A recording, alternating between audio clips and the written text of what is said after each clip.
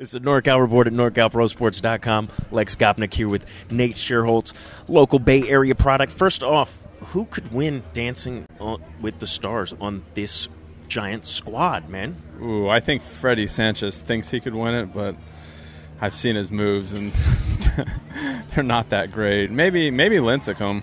That's another guy. That's my best guess, but you don't see a lot of the guys out dancing during the season. What city has the best hecklers that you've in terms of Major League Baseball parks that they just get on you and you're like, wow, you guys did your research, and it's not just, hey, Sherholtz, you suck. It's something a little bit more creative than that. No one beats Philly. Philly's pretty nasty out there. So we learned that in the playoffs last year. And runner-ups, probably Chicago can get bad at times.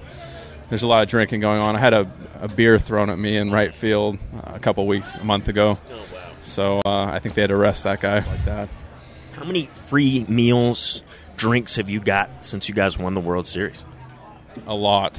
I mean, and I can't even count anymore. Still this week, I could count a few. So that's awesome, huh? It's awesome. We have great fans and great, restaurants and businesses in the area. So it's nice to go out and be recognized.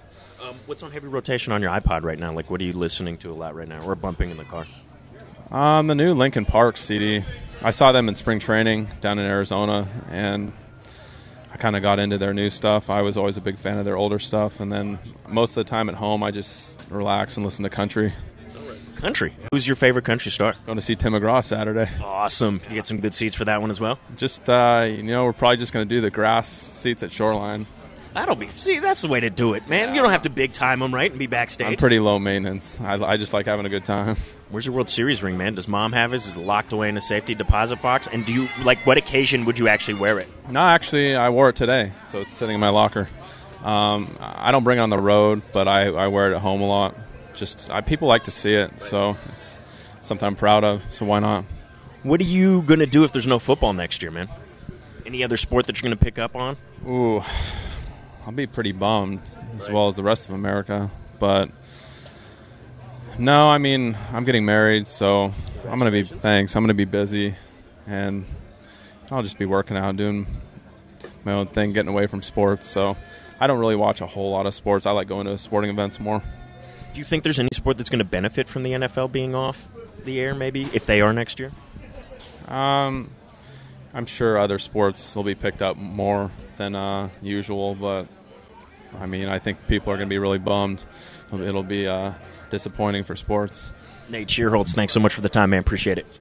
We are sitting here with none other than San Jose Shark MVP, Mr. Joe Thornton. Welcome to the show. Thank you for having me. Absolutely. First off, who was your role model growing up? I'd probably say probably Pat LaFontaine or Wayne Gretzky, one of those two guys. Most influential coach that you've had from Pee-wees, mites onto the pros?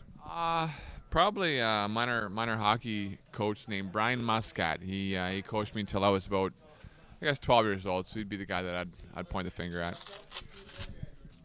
First thing that popped into your head when you heard, wow, I'm moving to Northern California where there's no snow and there's no ice. What's the first thing that popped into your head, man? This is the best thing ever. Yeah, as soon as I found out I was getting traded to San Jose, I was with my parents and they couldn't believe it, and I was just so happy to be coming out here. And like you said, no snow. It was a good feeling. Joe, what's your most embarrassing moment been so far out on the ice? Oh, throughout your career? I'm not sure. I really can't pinpoint one thing. Usually when the game's done, I really kind of forget what went on. So I can't remember last week. So I can't say one thing so far. Any heckles you've heard thrown your way that were really good, that were like, damn, you did your homework and you got me? Yeah, there's some hecklers in LA that are pretty damn good, and they can pry at the right spots, and they've been heckling guys for the last 10 years, so they know their hockey. Which artist, album, or group is in heavy rotation in Joe Thornton's iPod right now? Heavy rotation. Ooh. Jeez. Probably Neil Young. Yeah. Good Canadian now. He lives here in Northern California, so I'll say Neil Young. Top 3 hottest women in Hollywood right now. Obviously, your wife or girlfriend is number one, but after that, who if things weren't working out for you? I've always been a huge Pamela Anderson fan. She's also Canadian, but always a big fan of her. Jeez, that's the only girl that comes to mind right now, Pam Anderson. Who's the best athlete on the Sharks team? Best athlete. All-around athlete? Probably myself. I'll have to say Joe Thornton. I like that one. And if you had to hook your sister or a good female friend up with anybody on this team, who would it be, Joe? My good friend Steve Bernier. Nice French-Canadian kid. I'd say Steve Bernier. Favorite road city? Toronto. Why? It's a great city. I'm close from Toronto growing up, so I'd say it's just a beautiful city, so I'd say Toronto. You're a traveler. You went to India this last year. So far, what's been your favorite place you traveled to, and what spots are on your list? Like, is there anything that before you die you got to go see, you got to go check out? Favorite thing is I really enjoy seeing the Great Wall of China. I like that a lot. Favorite spot, though, is probably Thailand. I like Thailand a lot. It was beautiful there. So those two things. And my next destination, I don't know. I kind of like the Seven Wonders. So I'd like one day to see the pyramids or Everest, something like that. So that's definitely on the list. What do you think is a small nuance of the game that casual fans that maybe didn't grow up with hockey in California, Arizona, should kind of look for when they're watching the game on TV or they're watching it on the ice? Yeah, that's just really watch the puck. Watch whoever's supposedly they're good players on the team. Watch them, and you can learn a lot from the game that way. But it's once you watch a couple games and you go to a game live, you really do get the feeling of what's going on. So it's really it's a nice joy to watch. It's a nice game to watch live if you can watch the game live. Joe Thornton, thanks so much for the time, man. Okay, thank you. It's Two Guys at the Yard. I'm Lex with Mr. Derek Jeter. What's up? Who was your role model growing up and why? My role model growing up was Dave Winfield. I was a big Dave Winfield fan. He's the only athlete to be drafted in all 3 sports. Still to this day. I just thought he was larger than life when I was growing up. Who's the most underrated player in the big leagues currently? I think Polanco with Detroit. He's a guy that can pretty much beat you in all facets of the game. You don't hear too much about him. Who's the cheapest player you've ever played with? I don't know. That's a tough one. Probably Posada, because I'm with him all the time. He doesn't like to pay for things. Finish this sentence. Barry Bonds is one of the greatest players to ever play the game. The DH rule is good, because I'm tired of looking at our pitchers hit. At what point did you realize you were going to make it as a big league baseball player? I don't know if there's necessarily one moment. I think you realize you're going to make it when you get called up, because you never know what's going to happen. Staying here is still a battle. I mean, it's hard enough to make it, but it's even harder to stay here, so I'm still trying to do that. One more real quick. What is the best heckle that you've ever heard, either directed at you or somebody else you were playing with? Oh, man, I don't really know. Probably I couldn't say it on air because a lot of them aren't too nice, so I don't want to give anyone credit for it because I might hear it again. Right on, Derek Jeter. Thanks so much for the time.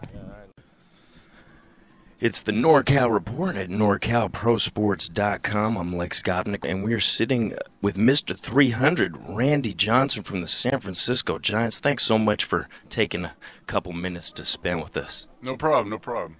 Now, coming up in Northern California and the Bay Area, who were your favorite baseball players growing up? Well, I grew up in Livermore. It's about an hour east of Oakland, so I grew up watching the Oakland A's quite a bit. And when Vida Blue was on the team, I watched him because he was a left-handed pitcher. So probably him. Yeah.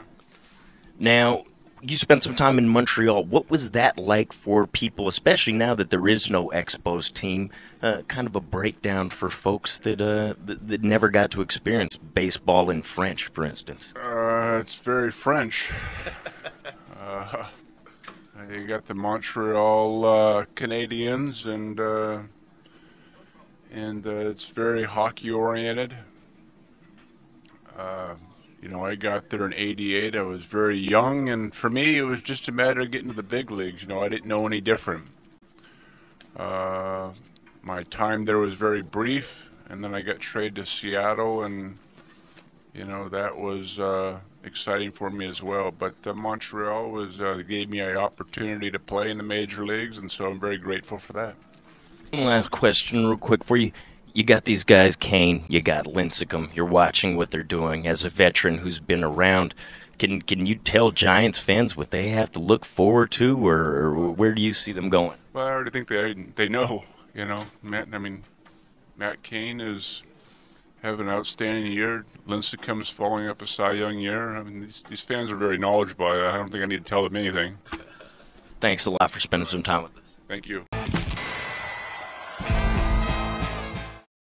I hope you consider me for the position. This is Lex Gopnik.